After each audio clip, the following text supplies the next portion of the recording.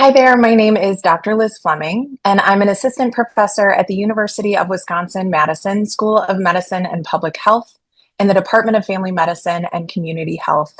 And I'm here to talk with you about narrative medicine as a tool for connection.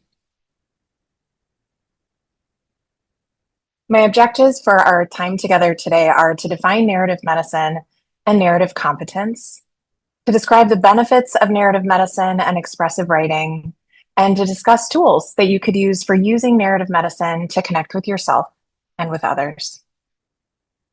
So, what is narrative medicine? It's an effective tool for teaching empathy, confidence, and relationship building. It originally was developed by a physician named Dr. Rita Sharon at Columbia University, and since then has expanded across the country and across the world. A quote that I like to use says that narrative medicine is an approach that employs narrative skills to augment scientific understanding of illness. It relies on a very specific skill of narrative competence, and that's the competence or tools that we as human beings use to absorb, interpret, and respond to stories. Stories are at the heart of medicine and, of course, at the heart of our experience as humans as well. In order to develop narrative competence, we talk about three specific skills. One is the skill of attention. And so that's cultivating a style of listening and observing that's informed by literary analysis. So what that looks like in the healthcare setting is physicians and other healthcare team members who listen carefully to patients, who pay attention to body language or subtle shifts in tone. What that means as you as a human in the world, it means that you pay close attention to the people around you. And maybe for you as a patient or someone who's navigating chronic illness, that you pay close attention to your body and what it's trying to tell you. The second part of this is representation. It's important that we pay attention to how we as people and also patients write and speak about ourselves and themselves, and how others write and speak about them. So what this looks like as a healthcare worker is being really mindful when we're telling patient stories, both to each other in the healthcare spaces or in the medical record, that needs to actually tell the correct story that people are trying to share with us. For individual humans, that means when you go to the doctor or you're in a healthcare space, you're doing your best to tell the story or to talk about what's happening in a way that's true to your experience. And then the third piece of this is affiliation, and this is really where that connection part comes in.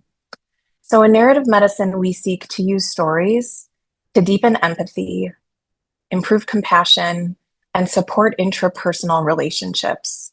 So when we engage with art or writing, or especially each other's stories, it helps us connect with each other and ourselves. So what are the benefits of narrative medicine? There's research to support that this stuff matters. So engaging with the narrative can increase our connectedness with other people. It can decrease burnout. It's associated with improved well-being, increased empathy, and perspective taking.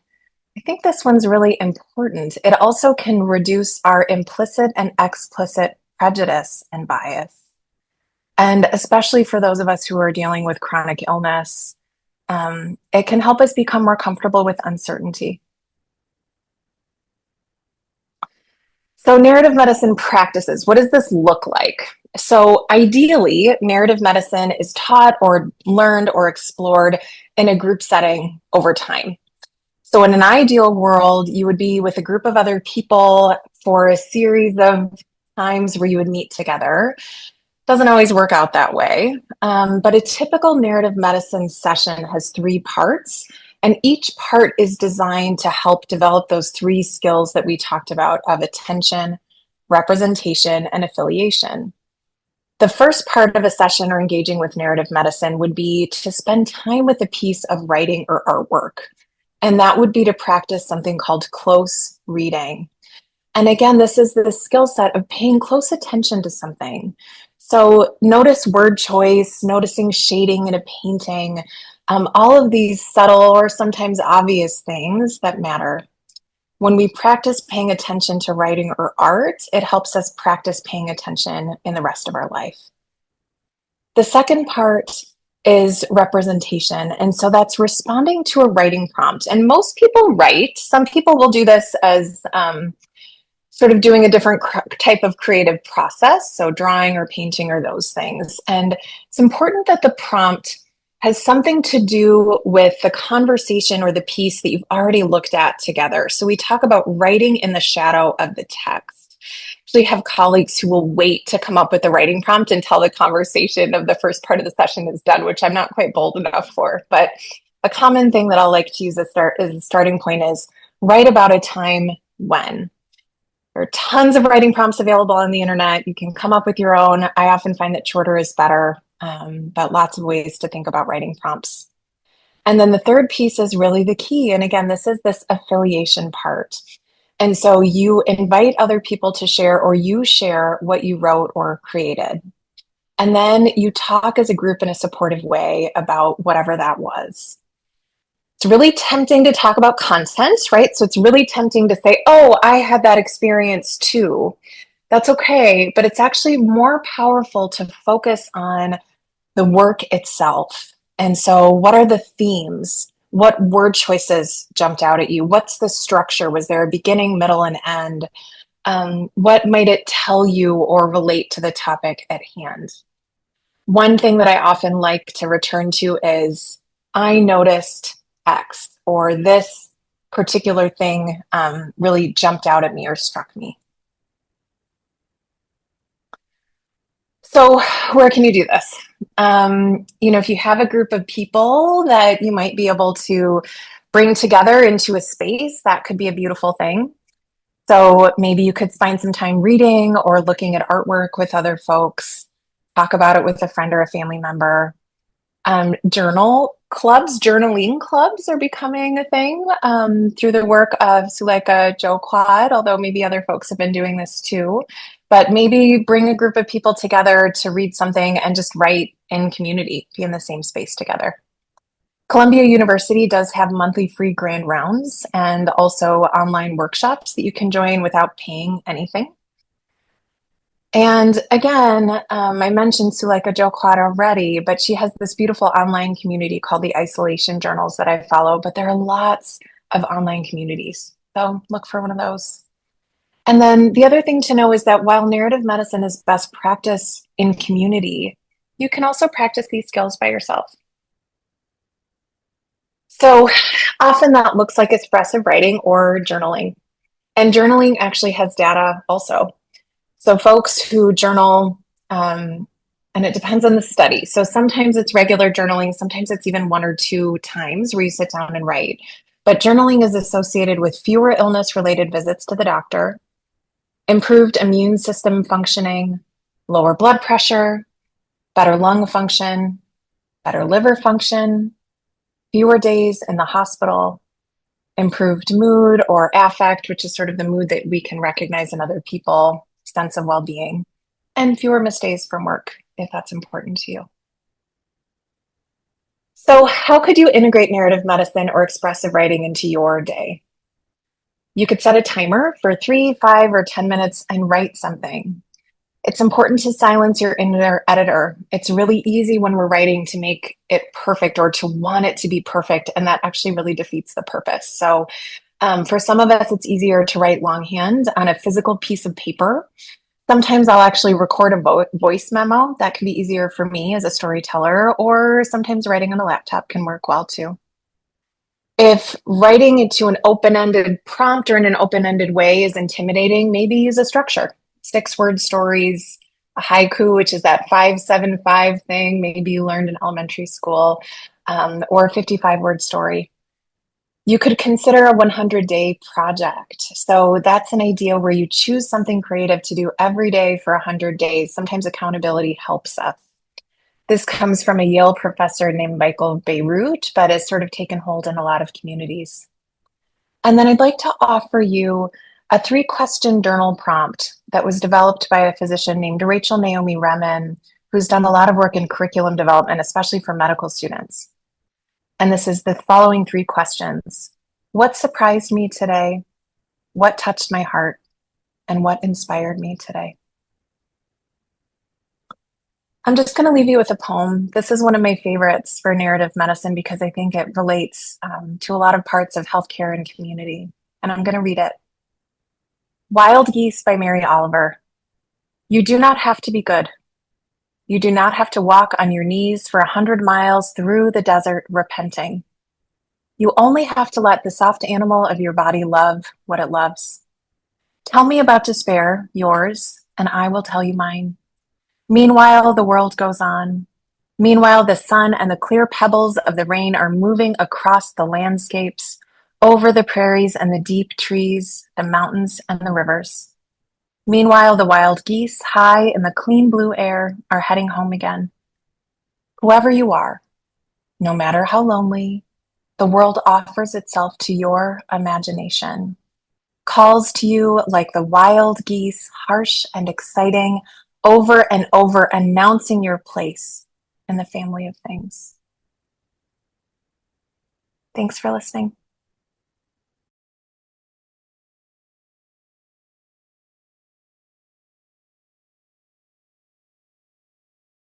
Hello, my name is Debra Bell. I'm an integrative medicine family physician and the director of education for the University of Washington Osher Center for Integrative Health. And I'm going to be talking today about health and spirituality. So these are the general objectives today: to define it, also look at what does health and spirituality mean, and then talk about some actual practices. So our definition of spirituality is developing a relationship with something greater than self. Spirituality can cultivate our ability to be present to the sense of universal love. Now, the word spiritual formation is often used to describe the development and exploration of this experience. And the experience itself, when people are engaging in spirituality, that is often referred to as one's spiritual path or journey. So what is it that we mean about this word greater than self? Well, this is a very personal thing. I've written down some words here. Some of them may ring true to you, or words that some people will use for describing their spirituality.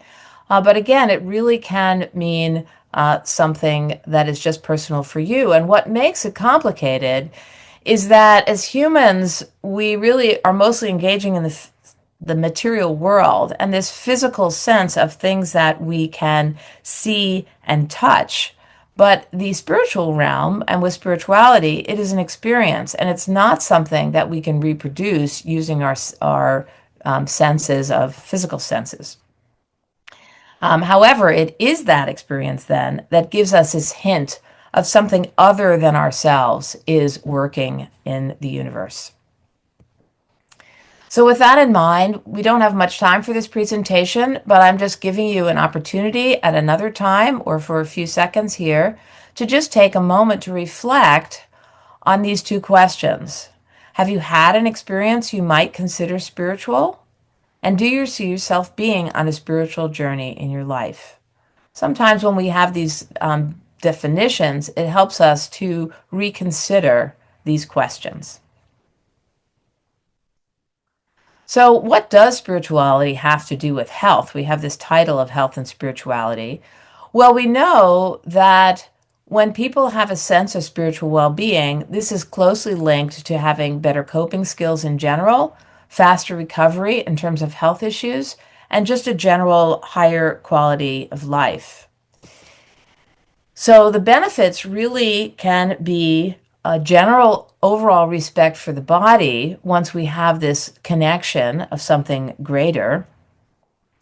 And this can motivate us to engage in self-care, modify some of our lifestyle behaviors and habits that might not be helping our health. And what's interesting is that that flip side is once we begin to engage in this self-care and we are still engaging in our sense of spirituality, it may also lead us to this experience of being connected to the divine or to nature. This connection can also lead for a sense of stewardship, not only for our body, but also in terms of planetary health. We know and have evidence that spiritual practices and spiritual formation have an impact on kindness and compassion. And this can not only be self-compassion, which is extremely important for health and healing, but also compassion for others. And there are some spiritual practices that are very specific for cultivating compassion. Now, it's very important to identify the difference between spirituality and religion. Cultures have had spiritual practices and traditions from early times, and we've had religions for the last 2,000 years or so. So religion really developed as a social construct, and it is a means for facilitating the practice of spirituality, but it often has many other components, certain rules, and a lot of things that have much more to do with the material realm and social interaction than just spirituality. Unfortunately, religion in some of its manifestations has not been beneficial for health. And there are those who may have experienced religion to be traumatic or ostracizing, leaving them with a sense of loneliness. And this not only can have just be a terrible experience and have a negative impact on our health, but it also can be an obstacle for people to not feel comfortable or safe engaging in exploring their spirituality. So there are therapists who now specialize in religious trauma. And so again, this is not only beneficial for helping us to process the experience, which then may benefit our health, but also may give an opportunity to feel safe to explore one's spirituality outside of the context of religion. So we use the term spiritual practices. These are activities that we do to help cultivate our sense of spirituality. And I've listed some of these, and I'll be talking about these in more detail. Meditation is one that is the most common that people think about for spiritual practice. And here are some definitions. That phrase "to become familiar" is actually a translation from Tibetan with regards to meditation. So when we talk about meditation, this is a practice, again, from a spiritual perspective that involves mind, body, and spirit. It is a form of mindfulness practice, and many people are aware of that term because we now have a secularization of meditation, which is mindfulness practice, is how it's commonly used. And this was developed in the 70s and 80s and continues to be developed, but as a response, actually, of spiritual practices sort of becoming renewed in our culture. And so then some of these practices were secularized to make it more accessible to some people. The foundation is about this noticing, attention, and awareness. And when we engage in it in a spiritual tradition, this then helps us to explore this relationship with the divine. So we divide spiritual practices into two general categories: concentrative or focused attention, and an open awareness. So the concentrative is that there is something very specific that we're focusing on as our form of our meditation practice. Mantra meditation practice, many people will think about Eastern traditions, but there is also mantra meditation in Jewish traditions, and in Christian traditions, the Rosary and the Jesus Prayer could be considered a mantra meditation practice. Chanting, there's lots of chanting in many different traditions, Native American traditions, Judeo-Christian, etc. And again, the breathing would be that we are focusing on our breath to help us with our practice. Open awareness spiritual meditation would be something where there aren't some specific instructions and that we are just reflecting and paying attention, noticing while we are engaging in a particular practice. Discernment is credited, the term is credited to St. Ignatius, but it is this practice that just is going to hopefully help us shed light on this question of what am I called to do? That sense of purpose that we talk about as this greater than self. And basically, it is a reflection of a period of time. Sometimes it's the day before, a month, or a particular thing we engage with, about what might be giving us a sense of peace and what may not. And this is a little different from gratitude practice, which is a secular practice that is a little bit like discernment, because it's not just what are the things that are positive, but also how are we relating and engaging to the things that maybe are not experiences that give us peace. Sacred reading involves reading and reflecting on a particular text. Usually it's a word or a phrase from that text, and people will spend some time reading it and then silently reflecting. And then some people will share that as a group or journal or just have the silent reflection. And so traditionally, it's usually an ancient spiritual text, but this practice can really be done with any written word. And this is how these practices overlap. So, for instance, poetry is considered to be part of a spiritual practice of art and creativity, but we can use it in our practice of sacred reading. We can also do other kinds of art practices. And again, whether we are looking at some art and reflecting on it or actually engaging in creating the art, these can be part of our practice. Similar for music, whether we are actually making the music or listening to the music. This is another opportunity for paying attention and noticing the experience of something greater than self. Pilgrimage and labyrinth are practices that are part of a movement or walking meditation. Pilgrimage is a spiritual practice that almost all world traditions have. And the notion is taking a pilgrimage, going to a holy place. But pilgrimage really can be any spiritual journey with intention. The act of walking itself can help us with our noticing and awareness. The labyrinth is a tradition that's been around for thousands of years. We have evidence of labyrinths from the Minoans on Crete and in ancient Egypt. There's a lot of Celtic labyrinths. And then Christian traditions began to adopt the labyrinth for those who could not make the physical journey to a holy place.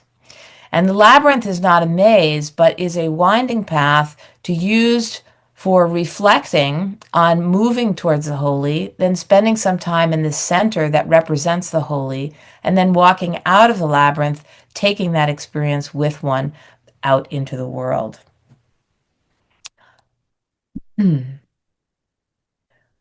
So again, these are movements. So this overlaps with our movement and dance. Dance would overlap with art and creativity. We have some traditional practices that, again, some of them have been secularized, but traditionally these were spiritual practices like yoga and qigong, martial arts. We can also just have a slow walk. There are lots of ritual dances like Native American dances, the whirling dervish in Sufi. There's the Zar ritual from Iran and the Middle East, which is not part of a religion, but is a cultural ritual based on ancient spiritual beliefs. So in summary, spirituality is about developing this relationship with something other. And the practices are habits that help to draw us closer, not only to ourselves and to others, but this sense of the universe. And we have a lot of evidence that engaging in these spiritual practices and setting out on a spiritual journey, exploring our spirituality, can have a positive impact on health. Thank you for your attention.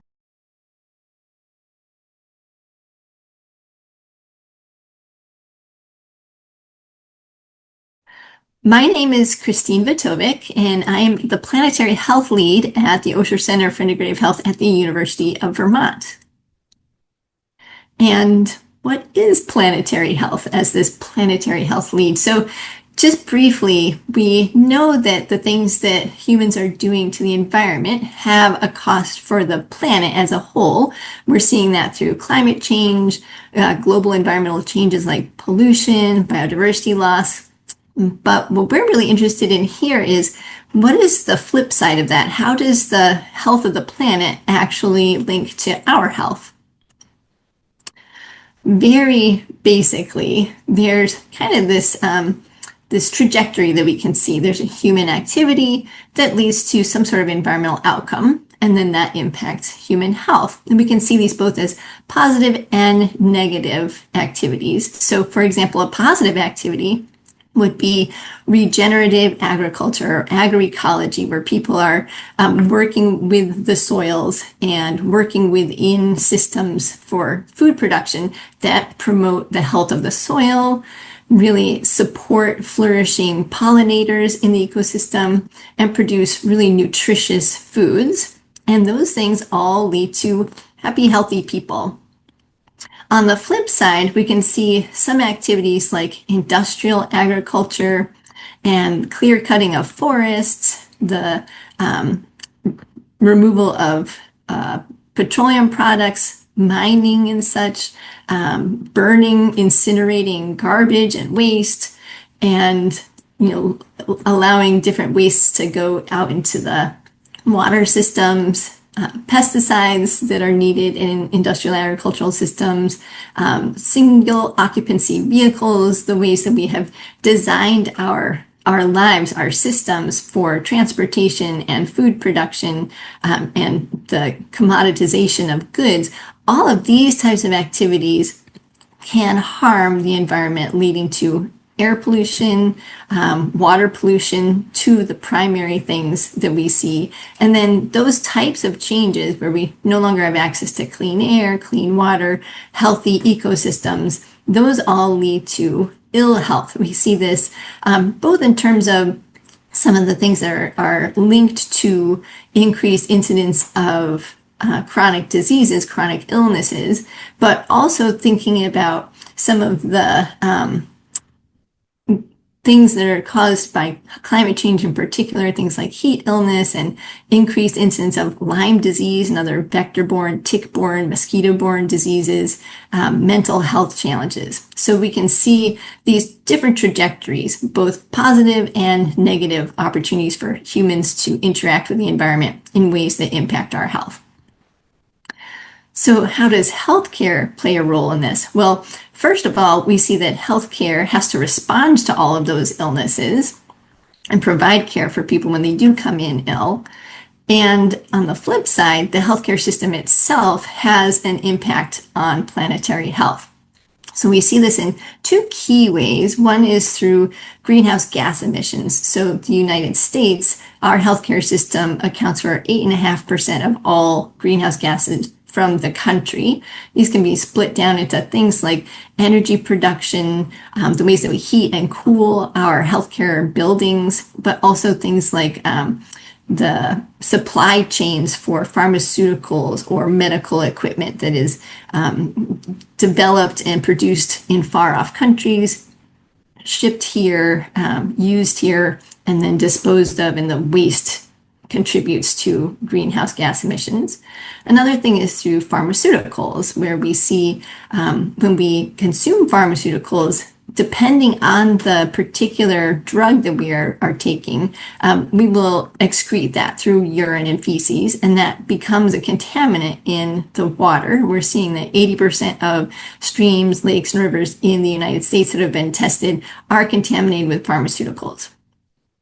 So what is the role of integrative health in this? We really see here at the Osher Collaborative that integrative care, being these different types of evidence-based therapies that can promote human health, can actually help to improve planetary health outcomes of the healthcare system simply by helping to reduce the amount of time that people have to spend in hospitals, improving health outcomes for people.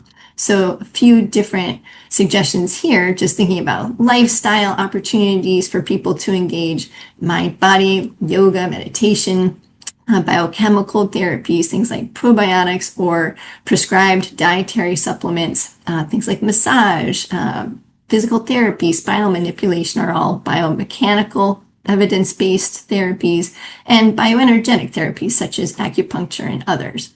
So these types of integrative approaches, when integrated into conventional care, can help improve health outcomes for the patient, but also reduce healthcare utilization because people are better for then they start to improve more quickly, and then that decreased healthcare utilization helps to reduce the impact of healthcare on the planet. So a couple examples here, particularly when thinking about chronic care. So plant-based nutrition, this being plant-based diets in particular. So thinking about eating more plants and less animal-based foods.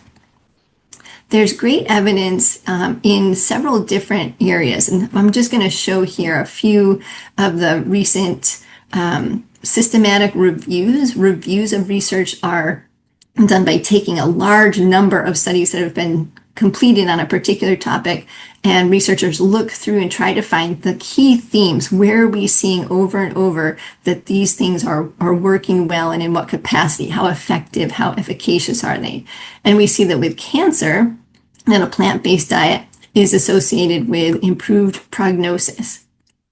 We see that in heart disease, a plant-based diet is effective in lowering cholesterol as much as statins.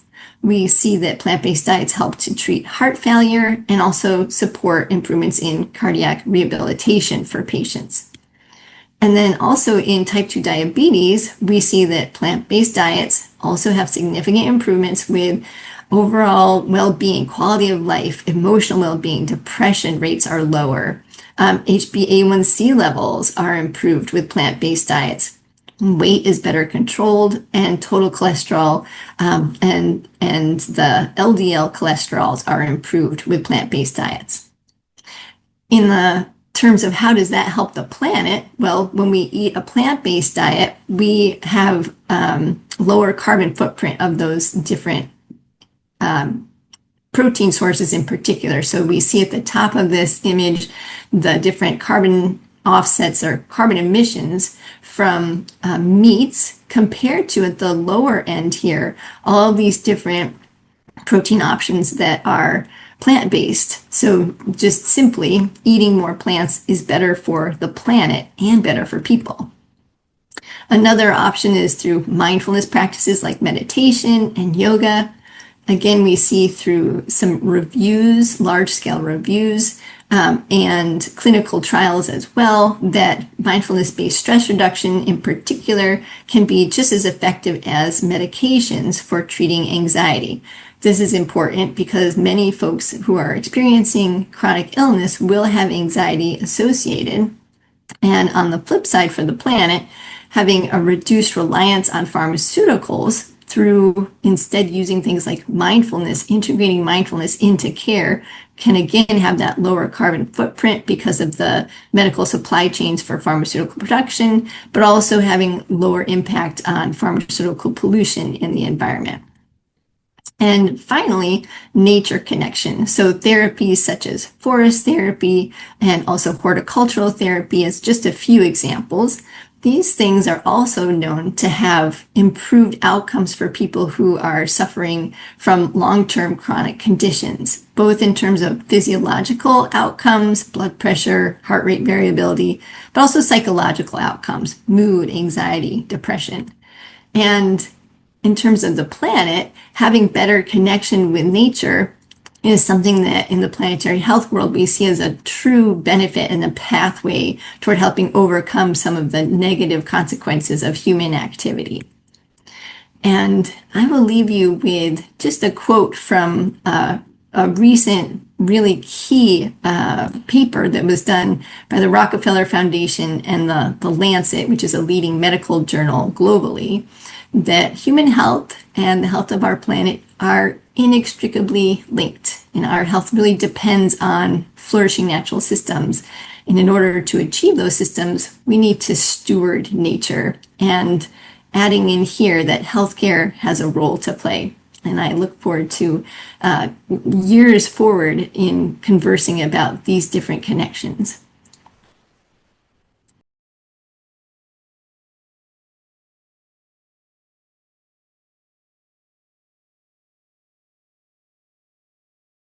When it comes to social connections, I think right away about support group that I attend monthly. just hearing other people go through similar experiences to the one that I am going through, it's so helpful. And I've done that too. The clinic that I go to, there was like a group medical session, and that was so helpful too. I gained so much from that. So I strongly recommend trying to just find a group where you feel you can connect because they get it. It really feels awesome. Really benefited from group classes and from getting to know people who really understood what I was going through. At first, the group scared me. They scared me a lot to meet new people. But that love, knowing that there are other people, not knowing their conditions, whatever it may be, that are going through the same thing that I'm going through. The group itself, the people in the group, we still connect, we still talk to each other. In terms of social connection, all of my friends helped me get through this. All of the practitioners that I lined up rather inadvertently but quickly helped me get through it. I just couldn't do without that kind of support and connection. I feel very lucky for the spiritual base I had even before my disability, sort of a general Western Buddhist life philosophy. Well, I believe in God, so it has been helpful to, experience this frustration and giving it to Him and saying that I'm headed to you, God. It's out of my control, and praying that He's going to put the right help, the right people in my path, and I've seen that happen. So I know God is there, just guiding me all along and guiding the people that are there to support me. Nature is also, part of God, and so I get to go and be at awe in His office. I love walking in the woods whenever there are mosquitoes around, and I just really can go and reset my mind there. My body just feels so great. I particularly love fall. The changes of color just really ignite in me such a passion for being outside. So I've been driving out to a local dam, and with my camera, I sometimes don't take any pictures at all, and I'll notice the smells. I always take time for me to start seeing and hearing and smelling, and then I know I'm kind of there, and then I can continue on with a short walk or noticing the birds. If I'm feeling sorry for myself, if I'm feeling bummed out, if I'm feeling uncertain, kind of the best thing I can do is put my shoes on and just get outside. Nature it should be a prescription from every doctor in every facet of everything.